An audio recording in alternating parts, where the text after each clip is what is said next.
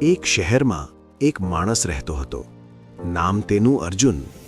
દિવસમાં બધાને ઓળખાતો, સ્મિત કરતો, કામ કરતો, જવાબદારીઓ નિભાવતો. બહારથી બધું ઠીક લાગતું, પણ રાત્રે જતાં જ કંઈક ખૂટતું. દરેક રાત્રે બિસ્તર પર પડતો, આંખ બંધ કરતો અને મન ચાલુ થઈ જતું. ક્યારેક ઓફિસની ચિંતા, ક્યારેક કોઈની વાત યાદ, ક્યારેક ભવિષ્યનો ડર, ક્યારેક ભૂતકાળનો પછતાવો. શરીર થાકી ગયું હતું, પણ મન થાકતું જ નહોતું. અને તે રોજ કહેતો, મને ઊંઘ નથી આવતી. એક રાત્રે ખૂબ કંટાળી ગયો. બારી પાસે બેઠો. બહાર ચાંદ શાંતિથી ઝળહળી રહ્યો હતો. કોઈ ઉતાવળ નહીં, કોઈ ચિંતા નહીં, બસ હાજર. એક ક્ષણે અર્જુનને અંદરથી એક અવાજ આવ્યો. ચાંદ કંઈક કરે છે કે શાંતિ માટે, કે ફક્ત છે? અર્જુન પહેલીવાર વિચારમાં પડ્યો. હું તો હંમેશા કંઈક કરતો રહું છું. ઊંઘ લાવવાનો પ્રયત્ન, વિચાર બંધ કરવાનો પ્રયત્ન, શાંતિ મેળવવાનો પ્રયત્ન. પણ ચાંદ તો કંઈ પ્રયત્ન નથી કરતો, એ ફક્ત છે. એ રાત્રે અર્જુને નવો પ્રયોગ કર્યો. બિસ્તર પર ગયો અને કહ્યું, આજે હું ઊંઘ લાવવાનો પ્રયત્ન નહીં કરું. આજે હું ફક્ત અહીં રહીશ. તેને આંખ બંધ કરી શરીરને કહ્યું, ઢીલો પડી જા. ખભા ઢીલા, હાથ ઢીલા, ચહેરો ઢીલો.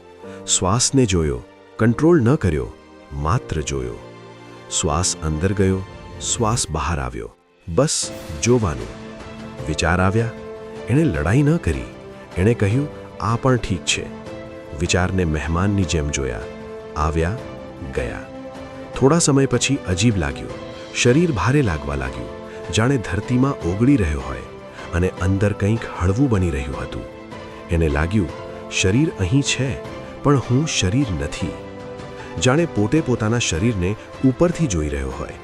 જાણે શરીર સૂઈ ગયું છે, પણ કંઈક અંદર જાગતું છે. આ જ ક્ષણ હતી જ્યાં માણસ સામાન્ય રીતે બેહોશ થાય છે, પણ અર્જુન જાગતો રહ્યો. અને એ ક્ષણે તેને સમજાયું, ઊંઘ એટલે ખોવાઈ જવું નથી. ઊંઘ એટલે છોડી દેવું છે. ઊંઘ એટલે સમર્પણ છે. એ રાત્રે પહેલીવાર અર્જુન પડી ગયો ઊંઘમાં. પ્રયત્ન વગર, લડાઈ વગર, કંટ્રોલ વગર. સવારે જ્યારે આંખ ખુલી ત્યારે કંઈ બદલાયું ન હતું. એ જ રૂમ, એ જ શહેર, એ જ જીવન. પણ એક વસ્તુ બદલાઈ ગઈ હતી, જોવાની રીત. હવે સમસ્યાઓ હતી, પણ અંદર હડબડ નહોતી. લોકો બોલતા હતા, પણ અંદર શાંતિ હતી. કામ હતું, પણ ભાર નહોતો. એને સમજાયું, હું દિવસમાં દુનિયામાં જીવું છું, પણ રાત્રે હું પોતામાં પાછો આવું છું. એ પછી અર્જુને એક નિયમ બનાવી લીધો. દરેક રાત્રે સૂતા પહેલા 1. આખો દિવસ યાદ કરવો, જજમેન્ટ વગર. 2.